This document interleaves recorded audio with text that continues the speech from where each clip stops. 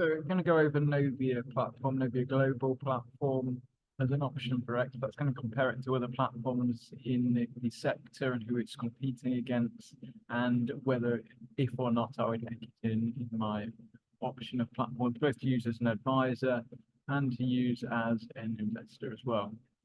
So Novia platform, it's a platform based in Jersey. It's got protection by Persian, BNY Mellon in the Channel Islands.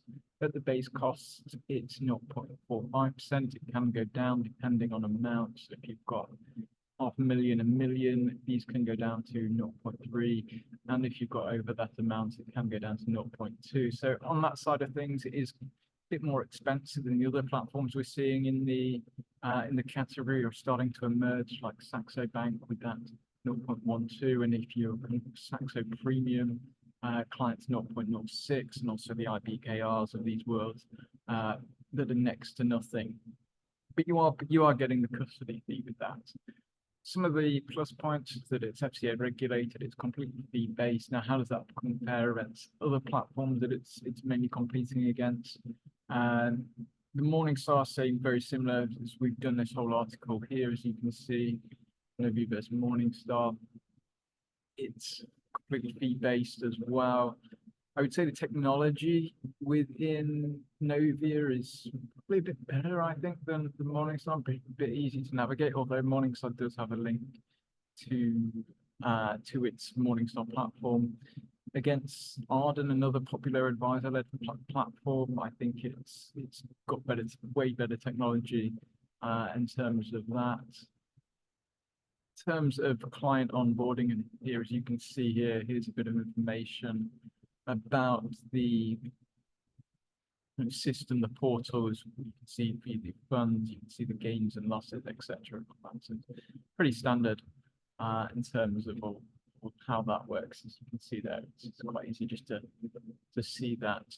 Now, in terms of currencies that it can hold, it's all the major ones, so US dollars, British pounds, euros, Swiss francs, Hong Kong dollars, and Australian dollars. So for what you need there, I think it's quite limited actually if you compare it to other platforms like Arden that can hold different currencies. But I don't think for too many people it's going to be a resounding factor. So, for example, unless you're looking to hold Singapore dollars or Japanese yen, they're more boutique options on that. But in terms of that, it's got all the major currencies. In terms of funds, again, there's not really an issue there on that. Most, if you're looking for a vanilla portfolio, you can have it. We have had some problems in the past in getting into some more boutique funds. It's wanted to go into kind of exotic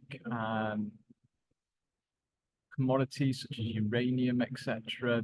Haven't been able to get that added, or at least on the spot anyway. Can have a few ETFs on that, but normally if you're just looking for a plain vanilla portfolio, it has it covered. It has over 7,000 funds. It's all getting added, and they're mainly kind of ETFs and the main active funds on that. So not a problem there as far as funds are concerned. So going back to, would I use it? Would I use it for clients? Yes, I would use it for clients. I think it's a good option for advisors. Particularly, I think with where Novia comes into its niche is that it has with it a SIPS and a trust. So if you're looking for UK pension transfers, this is where I think it's one of the top options because it's quite competitive in terms of fees there. Then Morningstar has it separate and the costs around the same with the trust cost, but I think for that it's one of the top ones in terms of pensions. In terms of client onboarding, I found it okay and all the technology to use it. One thing that I do think is quite lacking is the support on that. I think they tend to hire people in the UK that maybe got busy. They do take a while to get back, and it's probably a bit lacking in some other categories, but it's not too inefficient on that. So yeah, I think it's a platform worth using, particularly for pensions, and also if you're looking to compete against other international platforms. Where I say it does lack is, like I said before, the cost if you're looking to do it to other advisor platforms that have come into the market, your Saxo banks or even your DIY platforms, it doesn't compare. Yes, you're paying for the custodian on BNY Mellon, but it's quite a lot to pay when you can just go to Saxo Bank, particularly if you've got the Saxo kind of privilege account at 0.06, compare that to 0.45 at the base cost for Novia. So I think I think on the cost basis alone, if you're looking for a DIY platform, it doesn't really compete as an advisor-led platform. I think it's up there with the Morningstars, the Novias, potentially the Ardens, but I do think in terms of costs also on advisor-led platforms, it's got a bit of a way to go to catch up with Saxo.